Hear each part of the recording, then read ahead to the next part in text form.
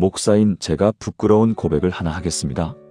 몇 년 전 새벽 기도를 인도하면서도 제 기도는 텅 비어 있었습니다.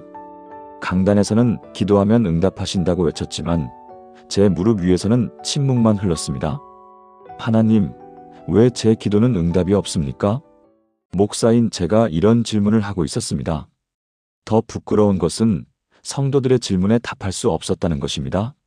목사님, 저도 기도하는데 왜 안 될까요? 저는 교과서 같은 답만 되풀이했습니다. 더 간절히 기도하세요. 하나님의 때를 기다리세요. 하지만 제 마음속 깊은 곳에서는 저도 똑같은 질문을 하고 있었습니다. 그런데 2년 전 가을 한 집사님이 제게 전화를 하셨습니다. 경상북도 안동에 사는 이순자 집사님, 당시 67세였습니다. 목소리가 떨리고 계셨습니다. 목사님, 제 기도가 드디어 응답됐어요. 7년 만에요. 7년. 그분은 울먹이며 말씀을 이어가셨습니다. 제가 뭘 잘못한 건지, 하나님이 저를 버리신 건지 매일 밤 울었어요. 그런데 목사님, 말씀이 보였어요. 성경에 답이 있었어요. 그날 밤 저는 그분과 2시간 넘게 통화했습니다. 그분의 이야기를 들으면서 저는 온몸에 전율이 흘렀습니다. 기도 응답의 비밀은 기도의 양이 아니었습니다. 기도의 열정도, 기도의 시간도 아니었습니다. 바로 말씀 안에 있었습니다. 성경이 약속하신 기도 응답의 원리를 붙잡았을 때 하나님은 반드시 응답하십니다. 여러분도 혹시 이런 고민을 하고 계신가요? 나는 매일 기도하는데 왜 안 될까? 다른 사람들은 기도 응답받았다는데 나만 안 되는 걸까? 내 기도가 하늘까지 닿기나 하는 걸까? 오늘 그 모든 의문에 답을 드리겠습니다. 성경이 명확하게 약속하신 기도 응답의 3가지 핵심 말씀입니다. 이 말씀들을 붙잡았을 때 여러분의 기도는 반드시 응답받게 될 것입니다. 제가 목회자로서 확신을 갖고 말씀드립니다. 이것은 단순한 위로가 아니라 성경이 보증하시는 약속입니다. 지난 15년간 목회하면서 수백 명의 성도들이 이 말씀들로 기도 응답을 경험하는 것을 직접 목격했습니다. 그리고 무엇보다 저 자신이 이 말씀들로 변화되었습니다. 혹시 기도를 시작하고 3분도 안 돼서 포기하신 적 있으신가요? 하나님, 이번에도 안 되겠지. 시작하기도 전에 마음이 무너지는 경험, 누구나 있으실 겁니다.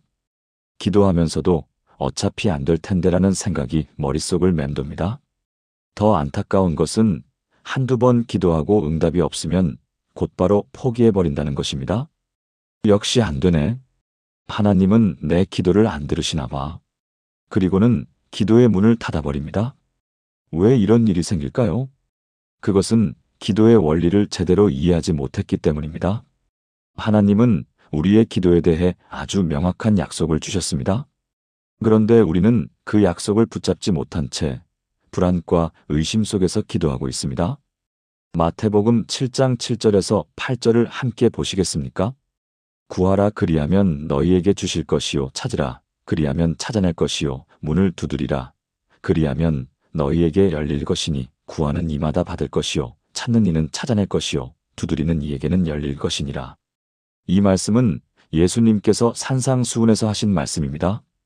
주목할 점은 예수님께서 3가지 동사를 반복하신다는 것입니다.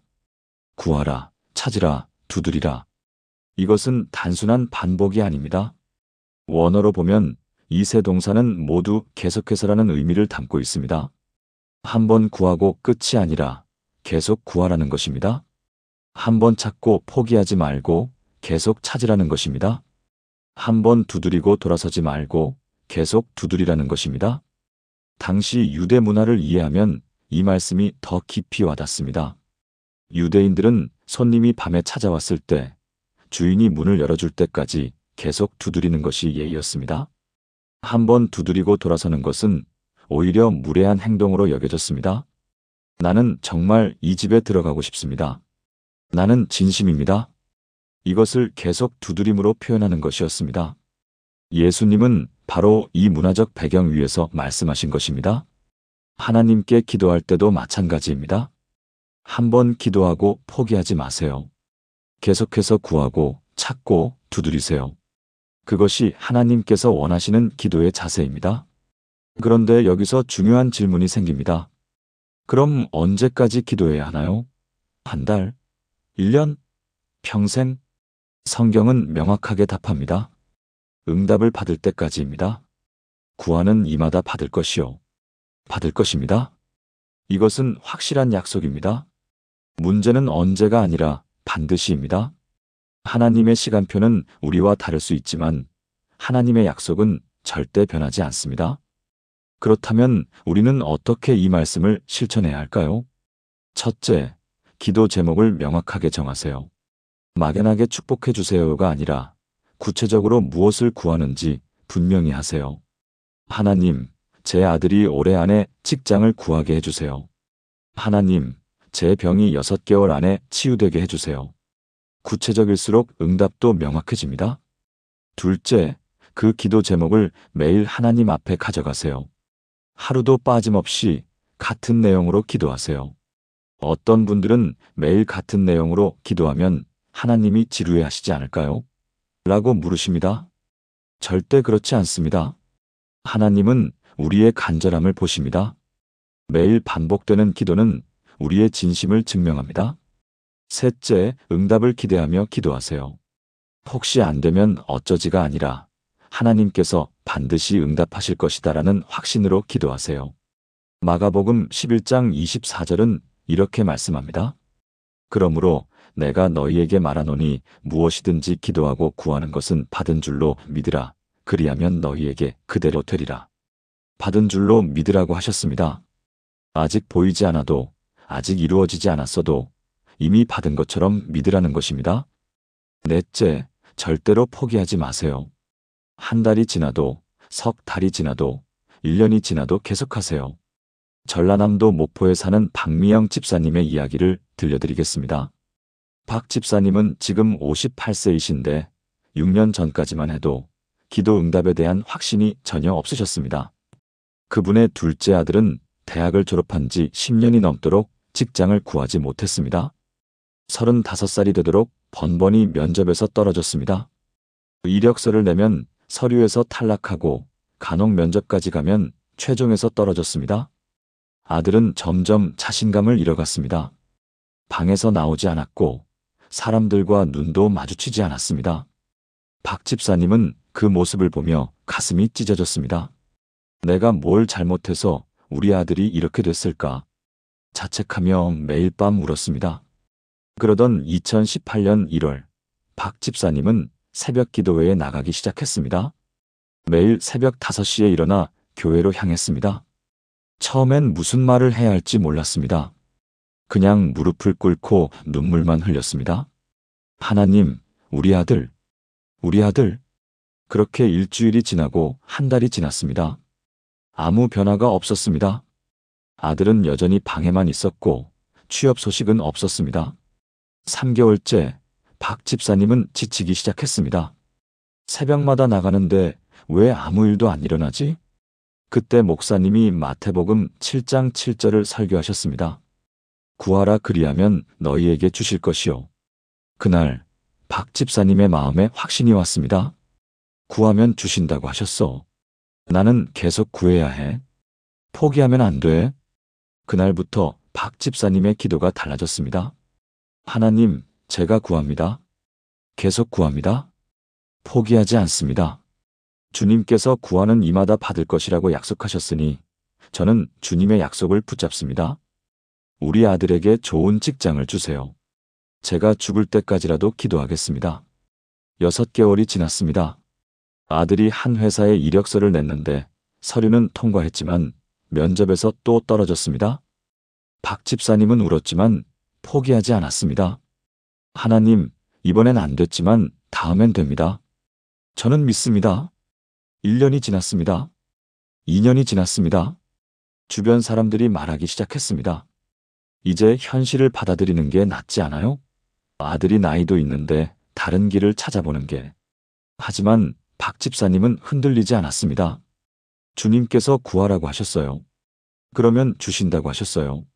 저는 주님의 약속을 믿어요. 3년째 박 집사님의 신앙은 더욱 깊어졌습니다. 기도가 응답되지 않는 것 같았지만 박 집사님 자신은 변하고 있었습니다. 불안과 두려움이 평안과 확신으로 바뀌었습니다. 응답이 언제 올지는 모르지만 반드시 온다는 것은 압니다. 4년째가 되던 2022년 봄, 아들이 또 한 회사에 지원했습니다. 이번에도 면접까지 갔습니다. 박 집사님은 평소처럼 기도했습니다. 하나님, 주님의 때가 되면 이루어 주실 것을 믿습니다. 그리고 며칠 후 전화가 왔습니다. 합격하셨습니다. 박 집사님은 전화를 받고 그 자리에 주저앉아 울었습니다. 4년 반을 기다린 응답이었습니다. 그런데 더 놀라운 것은 그 회사였습니다. 중견기업이었고 급여도 좋았으며 무엇보다 아들의 전공과 정확히 맞았습니다. 아들이 집에 와서 말했습니다. 엄마, 이상해. 면접관들이 나를 너무 좋게 봐주더라고. 다른 때랑 완전히 달랐어. 박 집사님은 알고 있었습니다. 그것은 사람의 호감이 아니라 하나님의 은혜였다는 것을 4년 반을 기다리게 하신 이유도 알게 되었습니다. 그 회사는 바로 그해 초에 아들의 포지션을 새로 만들었던 것입니다. 만약 2년 전이나 3년 전이었다면 그 자리 자체가 없었을 것입니다. 하나님은 가장 완벽한 때에 가장 완벽한 자리를 준비하고 계셨습니다. 지금 그 아들은 회사에서 인정받으며 일하고 있습니다. 작년에는 승진도 했습니다. 박 집사님은 교회에서 간증할 때마다 이렇게 말씀하십니다. 4년 반이 길다고요? 아닙니다. 저는 그 시간이 전혀 아깝지 않아요. 그 시간 동안 제 믿음이 자랐고 하나님을 더 깊이 알게 됐어요. 그리고 무엇보다 하나님의 때가 가장 완벽한 때라는 것을 배웠어요. 포기하지 않고 계속 구한 것, 그것이 비결이었습니다.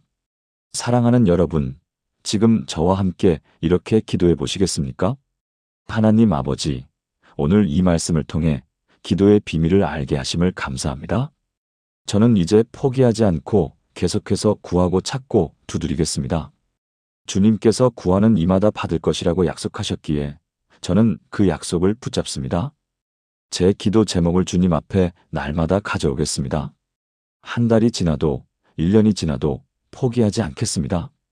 응답을 기대하며 확신을 갖고 감사함으로 기도하겠습니다. 주님의 때에 가장 완벽한 응답을 주실 것을 믿습니다. 예수님의 이름으로 기도합니다. 아멘.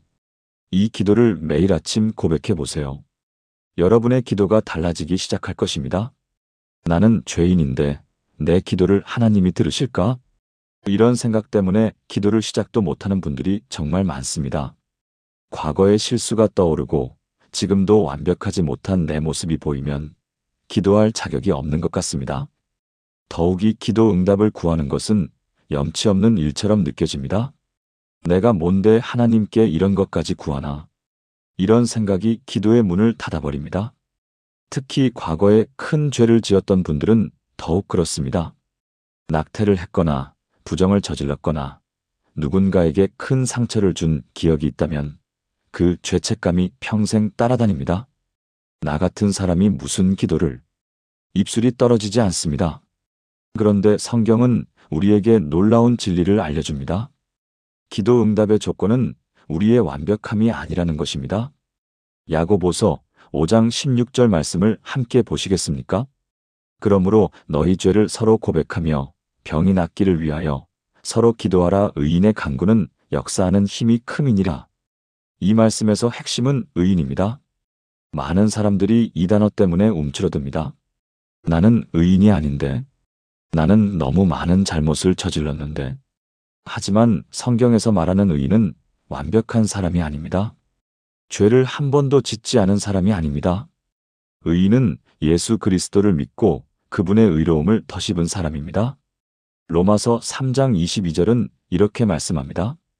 곧 예수 그리스도를 믿음으로 말미암아 모든 믿는 자에게 미치는 하나님의 의니. 우리가 의로워서 의인이 아닙니다. 예수님의 의가 우리에게 전가되었기 때문에 의인입니다. 이것은 정말 놀라운 은혜입니다. 내 행위와 상관없이, 내 과거와 상관없이 예수님을 믿는 순간 하나님은 나를 의인으로 보십니다. 야고보서가 쓰여진 당시를 생각해 보세요. 초대교회 성도들은 극심한 박해를 받고 있었습니다.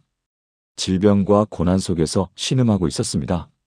그들 중 많은 사람들이 과거에 우상을 섬겼고 부도덕한 삶을 살았습니다. 그런 그들에게 야고보는 이렇게 말합니다. 너희는 의인이다. 그러니 담대히 기도하라. 너희 기도에는 역사하는 힘이 있다. 여기서 역사하는 힘이 크민이라는 원어로 에네르구메네입니다. 이것은 강력하게 작용한다. 효과적으로 일한다. 실제로 능력을 발휘한다는 의미입니다. 믿는 자의 기도는 그냥 하늘로 날아가 버리는 것이 아닙니다. 실제로 역사하고 상황을 변화시키고 기적을 일으키는 힘이 있습니다. 왜 그럴까요? 우리가 대단해서가 아닙니다. 우리를 의롭다 하신 하나님께서 우리의 기도를 들으시기 때문입니다. 예수님의 이름으로 기도할 때 그것은 예수님께서 직접 기도하시는 것과 같은 권세를 갖습니다. 그렇다면 우리는 이 말씀을 어떻게 적용해야 할까요? 첫째, 자신이 예수님 안에서 의인임을 선포하세요. 기도를 시작하기 전에 먼저 이렇게 고백하세요. 나는 예수님의 피로 깨끗해진 의인입니다. 나는 하나님의 자녀입니다. 나는 담대히 은혜의 보좌 앞에 나아갈 수 있습니다. 이것은 교만이 아닙니다. 이것은 믿음입니다. 하나님께서 나를 의인이라고 선포하셨는데 내가 아닙니다. 저는 죄인입니다라고 하는 것이 오히려 하나님의 말씀을 부정하는 것입니다. 둘째, 과거의 죄책감에서 벗어나세요. 이미 용서받은 죄를 계속 붙잡고 있으면 기도할 힘이 없어집니다. 십자가에서 다 이루신 예수님의 은혜를 믿으세요. 요한일서 1장 9절은 말씀합니다. 만일 우리가 우리 죄를 자백하면 그는 미쁘시고 의로우사 우리 죄를 사하시며 우리를 모든 불의에서 깨끗하게 하실 것이요. 자백하면 사하신다고 약속하셨습니다. 이미 고백한 죄를 계속 붙잡고 있는 것은 하나님의 용서를 의심하는 것입니다. 셋째, 담대함으로 기도하세요. 히브리서 4장 16절은 이렇게 말씀합니다. 그러므로 우리는 긍휼하심을 받고 때를 따라 돕는 은혜를 얻기 위하여 은혜의 보좌 앞에 담대히 나아갈지니라. 담대히 나아가라고 하셨습니다. 주저하지 마세요. 움츠러들지 마세요. 당당하게 확신을 갖고 하나님 앞에 나아가세요. 넷째, 예수님의 이름으로 기도하세요. 요한복음 14장 13절에서 14절입니다. 너희가 내 이름으로 무엇을 구하든지 내가 행하리니 이는 아버지로 하여금 아들로 말미암아 영광을 받으시게 하려 함이라. 내 이름으로 무엇이든지 내게 구하면 내가 행하리라.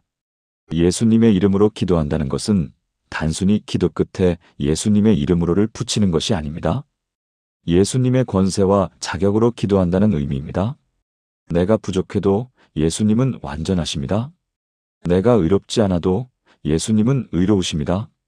그분의 이름으로 기도할 때 하나님은 반드시 들으십니다. 서울 강남구에 사는 최정혜 권사님의 이야기를 들려드리겠습니다. 최 권사님은 지금 64세이신데 과거에 정말 고통스러운 죄책감을 안고 살았습니다. 젊었을 때 낙태를 했고 결혼 후에도 남편을 배신한 적이 있었습니다. 교회에 나오기 시작한 것은 50세가 넘어서였습니다. 처음 교회에 발을 들여놓았을 때 최 권사님은 자신이 그곳에 있을 자격이 없다고 생각했습니다. 찬송을 부르는데 눈물이 나왔습니다. 나 같은 사람이 여기 있어도 되나? 예배 후에도 사람들과 눈을 마주치지 못했습니다. 3년 동안 교회를 다녔지만 기도는 한 번도 제대로 하지 못했습니다. 특히 딸아이가 고등학교 3학년이 되었을 때가 가장 힘들었습니다. 대학 입시를 앞두고 다른 어머니들은 모두 열심히 기도하고 있었습니다. 새벽 기도회에도 나가고 금식 기도도 하고 철야 기도도 했습니다. 하지만 최 권사님은 입이 떨어지지 않았습니다. 내가 무슨 자격으로 기도를 해? 내가 저지른 죄를 생각하면 딸아이의 모의고사 성적은 계속 떨어졌습니다. 3등급에서 4등급으로, 4등급에서 5등급으로 떨어졌습니다. 집안 분위기는 점점 무거워졌고 딸아이는 불안해했습니다. 엄마, 다른 친구들 엄마는 다 기도하러 다니는데 우리 엄마는 왜 안 가? 그 말을 들을 때마다 최 권사님의 가슴이 찢어졌습니다. 기도하고 싶은데 기도할 자격이 없는 것 같았습니다. 그렇게 몇 달을 보냈습니다. 그러던 어느 날 새벽 기도회에서 목사님이 야고보서 5장 16절을 설교했습니다. 의인의 간구는 역사하는 힘이 큼이니라. 설교 중에 목사님이 이렇게 말씀하셨습니다. 여러분, 의인은 죄 없는 사람이 아닙니다. 예수님을 믿는 사람입니다. 예수님의 피로 깨끗해진 사람입니다. 과거가 어땠든 지금이 어땠든 예수님을 믿는 순간 하나님은 여러분을 의인이라고 부르십니다. 그 순간 최 권사님의 마음에 빛이 들어왔습니다. 내가 의로운 게 아니라 예수님이 나를 의롭게 하셨구나. 내 자격이 아니라 예수님의 자격으로 기도하는 거구나. 예배가 끝나고 최 권사님은 기도실로 갔습니다. 생전 처음으로 소리내어 기도했습니다. 하나님 아버지, 저는 과거에 정말 많은 잘못을 했습니다. 낙태도 했고 남편을 배신하기도 했습니다. 하지만 예수님의 피로 저는 깨끗해졌습니다. 저는 이제 의인입니다. 그러니 담대히 구합니다. 제 딸을 도와주세요. 좋은 대학에 보내주세요. 그날부터 최 권사님의 삶이 달라졌습니다. 매일 새벽 5시에 일어나 기도했습니다. 더 이상 죄책감이 기도를 막지 않았습니다. 저는 의인입니다. 예수님의 이름으로 기도합니다. 이 고백이 최 권사님에게 담대함을 주었습니다. 2개월 동안 최 권사님은 하루도 빠짐없이 기도했습니다. 그리고 수능날이 왔습니다. 딸아이가 시험을 보러 가기 전에 최 권사님은 안수하며 기도했습니다. 하나님, 우리 딸을 지켜주세요. 의인의 간구는 역사하는 힘이 큼이니라. 저는 예수님의 피로 의롭게 된 사람입니다. 이 기도를 들어주실 것을 믿습니다. 시험이 끝나고 성적이 나왔습니다. 기적이 일어났습니다. 딸아이는 모의고사 때보다 1등급이 올랐습니다. 5등급에서 3등급으로 올랐습니다. 결과적으로 원하던 대학에 합격했습니다. 그런데 더 놀라운 것은 그 후였습니다. 최 권사님은 기도에 완전히 확신이 생겼습니다. 과거의 죄책감에서 완전히 자유로워졌습니다. 내가 의로운 게 아니야. 예수님이 나를 의롭게 하셨어. 그러니 나는 담대히 기도할 수 있어. 지금 최 권사님은 교회에서 중보기도팀 리더로 섬기고 계십니다. 성도들의 기도 제목을 받아 매일 기도하고 계십니다. 작년 한 해 동안만 해도 83건의 기도 응답을 경험했습니다. 병 치유, 취직, 사업 성공, 가정 회복 등 수많은 기적들이 일어났습니다. 최 권사님이 자주 하시는 말씀이 있습니다. 기도의 자격은 내가 만드는 게 아니에요. 예수님이 주신 거예요. 우리는 그냥 담대히 나아가기만 하면 돼요. 의인의 기도는 정말로 역사하는 힘이 있어요. 사랑하는 여러분, 함께 고백해 보시겠습니까? 전능하신 하나님 아버지, 저를 예수 그리스도의 피로 깨끗하게 하심을 감사합니다. 저는 과거의 죄책감에서 벗어나 예수님 안에서 의인임을 선포합니다. 저는 하나님의 자녀이며 담대히 은혜의 보좌 앞에 나아갈 수 있습니다. 의인의 간구는 역사하는 힘이 크다고 하셨으니 제 기도가 강력하게 역사할 것을 믿습니다. 더 이상 주저하지 않고 확신을 갖고 담대함으로 기도하겠습니다. 예수님의 이름으로 나아가며 예수님의 권세로 구하며 예수님의 자격으로 기도합니다. 예수님의 이름으로 기도합니다. 아멘. 이 고백을 매일 하세요. 여러분의 기도가 능력 있는 기도로 바뀔 것입니다. 기도는 많이 하는데 성경은 읽지 않는 분들이 정말 많습니다. 바쁘니까 기도만 짧게 하고 가야지. 말씀은 나중에 읽고 일단 기도부터. 그런데 이상하게 기도 응답이 잘 안 됩니다. 기도를 해도 공허하고 확신이 없고 그저 말만 하다가 끝나는 느낌입니다. 왜 그럴까요? 기도와 말씀은 결코 분리될 수 없기 때문입니다. 말씀이 없는 기도는 나침반 없는 항해와 같습니다. 방향을 모른 채 그냥 바다를 헤매는 것입니다. 기도는 하나님께 말하는 것이고 말씀은 하나님께서 우리에게 말씀하시는 것입니다. 대화는 양방향입니다. 내가 말만 하고 상대방의 말을 듣지 않는다면 그것은 대화가 아니라 독백입니다. 하나님은 우리가 말씀 안에 거하기를 원하십니다. 그래야 우리의 기도가 하나님의 뜻과 일치하게 되기 때문입니다. 요한복음 15장 7절 말씀을 함께 보시겠습니까? 너희가 내 안에 거하고 내 말이 너희 안에 거하면 무엇이든지 원하는 대로 구하라 그리하면 이루리라. 이 말씀은 예수님께서 십자가에 달리시기 전날 밤 제자들과의 마지막 대화에서 하신 말씀입니다. 포도나무 비유를 통해 예수님은 제자들에게 가장 중요한 진리를 가르치십니다. 너희가 내 안에 거하고, 이것은 단순히 예수님을 믿는다는 의미를 넘어섭니다. 예수님과 하나 되어 살아간다는 의미입니다. 가지가 나무에 붙어 있듯이 우리가 예수님께 붙어 있어야 합니다. 내 말이 너희 안에 거하면, 여기서 말은 헬라어로 레마입니다. 이것은 단순히 글자로 된 말씀, 즉 로고스가 아닙니다. 레마는 살아 역사하는 하나님의 음성입니다. 성경을 읽을 때 어떤 구절이 특별히 마음에 와닿는 경험 있으시죠? 그 순간 가슴이 뛰고 눈물이 나고 바로 이거야 라는 깨달음이 오는 경험 말입니다. 그것이 바로 레마입니다. 하나님께서 지금 나에게 직접 말씀하시는 것입니다. 그런 말씀이 우리 안에 거할 때 우리의 기도는 완전히 달라집니다. 우리의 욕망대로 기도하는 것이 아니라 하나님의 뜻대로 기도하게 됩니다. 그래서 예수님은 무엇이든지 원하는 대로 구하라 그리하면 이루리라고 약속하십니다. 이것은 마법의 주문이 아닙니다. 말씀만 읽으면 뭐든지 다 들어주신다는 거야? 그런 의미가 아닙니다. 말씀 안에 거하는 사람의 원함은 이미 하나님의 뜻과 일치되어 있기 때문입니다. 말씀이 우리의 생각을 바꾸고 우리의 마음을 바꾸고 우리의 욕망을 바꿉니다. 그래서 우리가 원하는 것이 곧 하나님께서 원하시는 것이 됩니다. 그때 기도는 반드시 응답됩니다. 이 말씀을 어떻게 실천할까요? 첫째, 기도하기 전에 먼저 말씀을 읽으세요. 최소한 5분이라도 10분이라도 성경을 읽고 기도를 시작하세요. 그러면 기도 제목이 달라집니다. 기도의 방향이 달라집니다. 둘째, 말씀을 묵상하세요. 빠르게 읽고 넘어가지 말고 한 구절을 천천히 반복해서 읽으세요. 하나님, 이 말씀을 통해 저에게 무엇을 말씀하십니까? 이렇게 물으며 귀를 열고 기다리세요. 셋째, 말씀을 기도로 바꾸세요. 읽은 말씀을 그대로 기도문으로 만드는 것입니다. 예를 들어 시편 23편 1절 여호와는 나의 목자시니 내게 부족함이 없으리로다를 읽었다면 이렇게 기도하세요. 하나님, 주님은 나의 목자이십니다.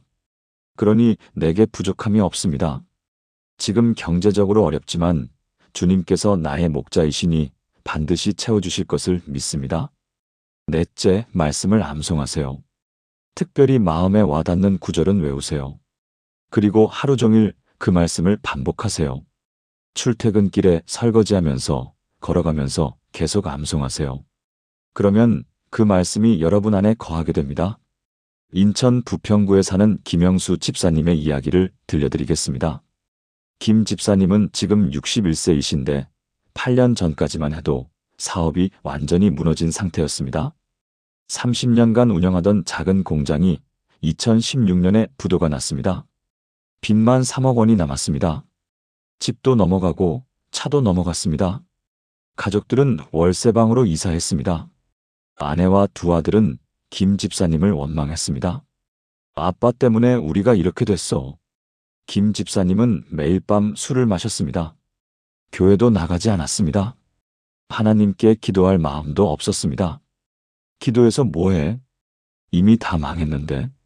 그렇게 1년을 보냈습니다. 그러던 어느 날, 김 집사님은 거리에서 전도지를 받았습니다. 평소 같으면 버렸을 텐데 그날은 이상하게 전도지를 읽게 되었습니다. 거기에 요한복음 15장 7절이 적혀 있었습니다. 너희가 내 안에 거하고 내 말이 너희 안에 거하면 무엇이든지 원하는 대로 구하라 그리하면 이루리라. 김 집사님은 그 구절을 읽다가 멈췄습니다. 무엇이든지 원하는 대로? 반신반의하며 그 교회를 찾아갔습니다. 일요일 예배에 참석했는데 놀랍게도 목사님이 바로 그 본문으로 설교하고 있었습니다. 설교 중에 목사님이 이렇게 말씀하셨습니다. 기도만 하지 말고 말씀을 먼저 읽으세요. 말씀이 여러분 안에 거할 때 여러분의 기도가 하나님의 뜻과 일치하게 됩니다. 그때 무엇이든지 구하면 이루어집니다. 예배가 끝나고 김 집사님은 목사님께 상담을 요청했습니다. 자신의 상황을 모두 말씀드렸습니다. 목사님은 이렇게 말씀하셨습니다.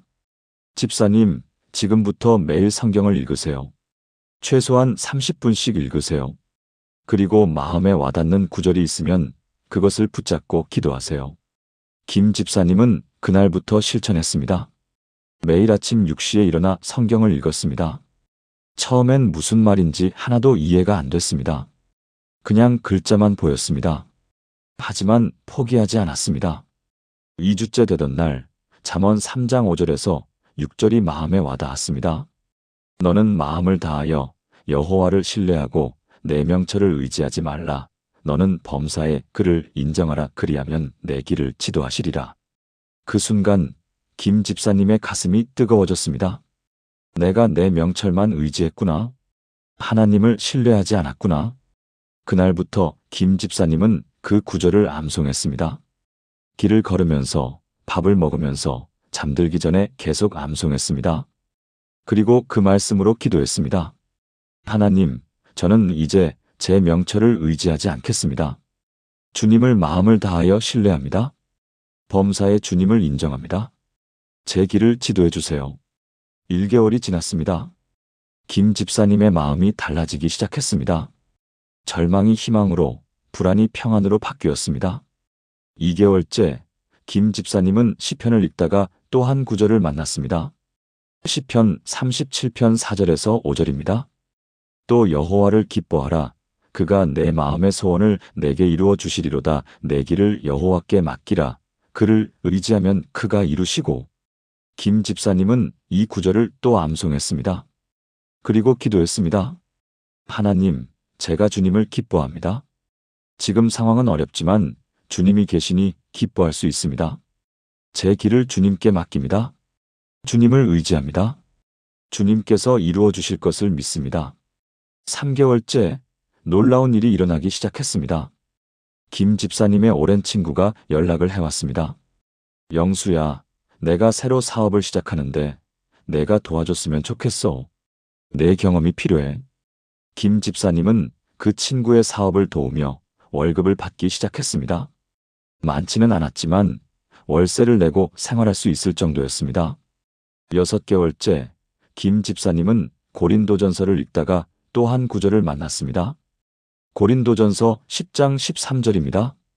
사람이 감당할 시험 밖에는 너희가 당한 것이 없나니 오직 하나님은 미쁘사 너희가 감당하지 못할 시험 당함을 허락하지 아니하시고 시험 당할 즈음에 또한 피할 길을 내사 너희로 능히 감당하게 하시느니라. 김 집사님은 깨달았습니다. 하나님께서 피할 길을 내실 거야. 나는 포기하지 않고 말씀을 붙잡고 기도해야 해. 1년이 지났습니다. 김 집사님이 도우던 친구의 사업이 크게 성공했습니다. 친구는 김 집사님에게 제안했습니다. 영수야, 이제 내가 독립해서 공장을 다시 차려봐. 내가 초기 자금을 대줄게. 나한테 필요한 부품을 내가 납품해주면 돼. 김 집사님은 기도했습니다. 말씀을 읽고 하나님의 뜻을 구했습니다. 평안이 왔습니다. 그래서 다시 작은 공장을 시작했습니다. 2년이 지났습니다. 공장이 안정화되었고 빚을 조금씩 갚기 시작했습니다. 4년이 지난 2021년 김 집사님은 3억 원의 빚을 모두 갚았습니다. 그리고 다시 집도 마련했습니다. 지금 김 집사님의 공장은 직원 15명을 둔 중견업체로 성장했습니다. 더 놀라운 것은 가족 관계의 회복이었습니다. 아내와 두 아들은 김 집사님의 변화를 보고 교회에 나오기 시작했습니다. 지금은 온 가족이 함께 새벽 기도에 나갑니다. 김 집사님이 교회에서 간증할 때마다 하시는 말씀이 있습니다. 저는 기도를 안 한 게 아니었어요. 그런데 말씀이 없었어요. 말씀 없는 기도는 방향 없는 항해예요. 말씀을 읽기 시작하면서 제 기도가 달라졌고 제 생각이 달라졌고 제 인생이 달라졌어요. 지금도 저는 매일 30분씩 성경을 읽고 기도합니다. 그것이 제 인생의 가장 중요한 시간입니다. 사랑하는 여러분, 지금 저와 함께 이렇게 기도해 보시겠습니까?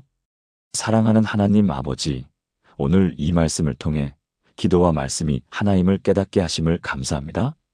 저는 이제 말씀 안에 거하겠습니다. 매일 성경을 읽고 묵상하고 암송하겠습니다. 말씀을 기도로 바꾸며 하나님의 뜻을 구하겠습니다. 제 안에 거하는 말씀이 제 생각을 바꾸고 제 마음을 바꾸고 제 기도를 바꿀 것을 믿습니다. 그리하여 제가 원하는 것이 하나님께서 원하시는 것과 일치하게 되기를 기도합니다. 예수님 안에 거하며 예수님의 말씀이 제 안에 거하게 하소서. 예수님의 이름으로 기도합니다. 아멘. 이 기도를 매일 하시고 매일 말씀을 읽으세요. 여러분의 기도가 능력으로 충만해질 것입니다. 통합 기도문. 지금까지 나눈 3가지 말씀을 하나의 기도로 드리겠습니다. 함께 기도하시겠습니까? 전능하신 하나님 아버지, 오늘 이 시간 주신 3가지 말씀의 놀라운 약속들을 감사드립니다. 계속해서 구하고 찾고 두드리는 기도의 비밀을 알게 하시고 예수님의 피로 의롭게 된 자로서 담대히 기도할 수 있음을 깨닫게 하시고 말씀 안에 거할 때 기도가 능력이 됨을 가르쳐 주신 주님을 찬양합니다. 저는 고백합니다. 저는 포기하지 않고 계속해서 구하고 찾고 두드리는 자가 되겠습니다. 구하는 이마다 받을 것이라는 주님의 약속을 붙잡고 응답의 때까지 인내하며 기도하겠습니다. 저는 예수 그리스도의 피로 깨끗해진 의인입니다. 과거의 죄책감에서 벗어나 담대히 은혜의 보좌 앞에 나아갑니다. 의인의 간구는 역사하는 힘이 크다고 하셨으니 제 기도가 강력하게 역사할 것을 믿습니다. 저는 매일 주님의 말씀 안에 거하겠습니다. 말씀을 읽고 묵상하고 암송하며 그 말씀을 기도로 바꾸겠습니다. 제 안에 거하는 말씀이 제 생각과 마음과 기도를 하나님의 뜻과 일치시킬 것을 믿습니다. 오늘부터 저와 제 가족이 이 3가지 원리로 기도하게 하소서. 구하고 찾고 두드리는 자가 되게 하시고 의인의 담대함으로 나아가게 하시며 말씀 안에 거하는 자가 되게 하소서. 제 기도가 하늘을 움직이고 상황을 변화시키고 기적을 일으키는 능력 있는 기도가 되게 하소서. 한 달 후, 석 달 후, 1년 후 저희가 주님의 놀라운 응답을 간증하는 자들이 되게 하소서. 이 모든 것이 주님의 약속이심을 믿고 신뢰하며 의지합니다. 살아계신 예수 그리스도의 이름으로 기도합니다. 아멘. 사랑하는 여러분, 지금까지 기도 응답의 3가지 핵심 말씀을 나누었습니다. 첫째, 구하고 찾고 두드리는 기도의 비밀입니다. 한번 기도하고 포기하지 마세요. 계속해서 구하고 찾고 두드리세요. 하나님은 구하는 이마다 받을 것이라고 약속하셨습니다. 둘째, 의로운 기도가 역사하는 힘입니다. 여러분은 예수님의 피로 의롭게 된 사람입니다. 담대히 은혜의 보좌 앞에 나아가세요. 의인의 간구는 역사하는 힘이 큽니다. 셋째, 말씀 안에 거하는 기도의 능력입니다. 기도하기 전에 먼저 말씀을 읽으세요. 말씀이 여러분 안에 거할 때 여러분의 기도가 하나님의 뜻과 일치하게 됩니다. 이 3가지는 단순한 이론이 아닙니다. 성경이 보증하시는 확실한 약속입니다. 수백 명, 수천 명이 이 말씀들로 기도 응답을 경험했습니다. 여러분도 오늘부터 시작하세요. 매일 말씀을 읽고 예수님의 이름으로 담대히 기도하며 응답받을 때까지 포기하지 마세요. 한 달 후, 석 달 후 여러분의 삶에 놀라운 변화가 일어날 것입니다. 오늘 이 말씀이 마음에 닿았다면 좋아요를 눌러주시고 댓글로 아멘이라고 고백해 주세요. 더 많은 분들이 이 은혜를 함께 나눌 수 있도록 구독과 공유도 부탁드립니다. 여러분의 기도가 하늘을 움직이는 능력 있는 기도가 되기를 축복합니다. 하나님의 은혜와 평강이 여러분과 여러분의 가정에 충만하기를 기도합니다. 예수님의 이름으로 축복합니다. 아멘.